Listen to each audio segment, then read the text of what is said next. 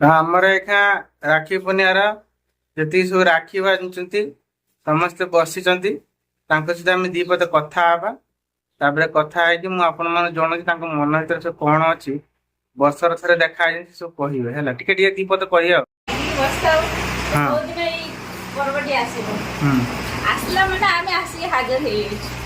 ହଉ। ଆଉ ଆଜି ସେ ପୂର୍ଣ୍ଣିମା ଆଜି ଆମେ ବହୁତ ହାପି, ଆଜି ବହୁତ ଖୁସି ତାହେଲେ। ବହୁତ ଖୁସି। ଆଉ ତମେ କଣ କହିବ? ମୁଁ ଯିବି ଏବେ ରାକ୍ଷୀ ବାନ୍ଧି ସାରିଲିଣି। ରାକ୍ଷୀ ବାନ୍ଧିଛ ନା? ବାନ୍ଧି ନାହିଁ, ମୁଁ ଏବେ ଯିବି ବାନ୍ଧିବାକୁ। ବାନ୍ଧିନି ସେଠି କହିବ। ହଁ ତମେ କଣ ବାନ୍ଧି କହିବ? ସାରିଲିଣି ସମସ୍ତଙ୍କୁ ହାପି ରକ୍ଷା। ତମେ କଣ କହିବ ଆଜି ଗୋଟେ ମାନେ 2026 ର ଆଉ ଭାଇ ଭଉଣୀ ମାନଙ୍କର କିଛି ସମ୍ପର୍କ ବିଷୟରେ କିଛି କହିଲେ ଯୋଉଟା କି ସମସ୍ତେ ମନେ ରଖିବେ। First of all happy Raksha Bandhan to all. ତ ରକ୍ଷାବନ୍ଧନ ହଉଛି ଗୋଟେ ପବିତ୍ର ବନ୍ଧନ।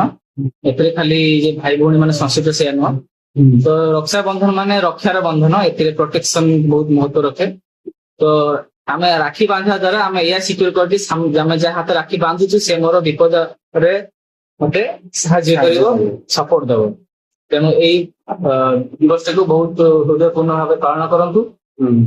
ଆମର ଏଇ ଯୋଉ ଭିଉଅର୍ସ ମାନେ ସବୁ ଦେଖୁଛନ୍ତି ତାଙ୍କୁ ଦି ପଦ କଣ କହିଲ? ସେ କାହିଁ ଏତେ ବଦମାସ ହଉଛନ୍ତି? କାହା କଥା ଟିକେ ମାନେ ରାକ୍ଷୀ ମାନୁନାହାନ୍ତି। ପୂର୍ଣ୍ଣିମାକୁ ଭଲସେ ସେଲିବ୍ରେଟ କରନ୍ତୁ। ବର୍ଷରେ ଥରେ ଆସୁଛି, ତ ଭାଇ ଭଉଣୀର ବହୁତ ନିବିଡ଼ ସମ୍ପର୍କ ପ୍ରଦର୍ଶନ କରେ। ତ ଆପଣ ମାନେ କି ଯାହା ସହିତ ଆପଣ କିଛି ରାଗ ରୁଷା ରଖିଛନ୍ତି ସବୁକୁ ଭୁଲି ଆପଣ ବନ୍ଧୁତ୍ୱ ସ୍ଥାପନ କରନ୍ତୁ। ବହୁତ ଇଏ ଗୋଟେ ଭଲ ଅବସରଟେ ଆସିଛି, ତାକୁ ହାତଛଡା କରନ୍ତୁ ନାହିଁ। ଏତିକି କହିଲି, ଧନ୍ୟବାଦ।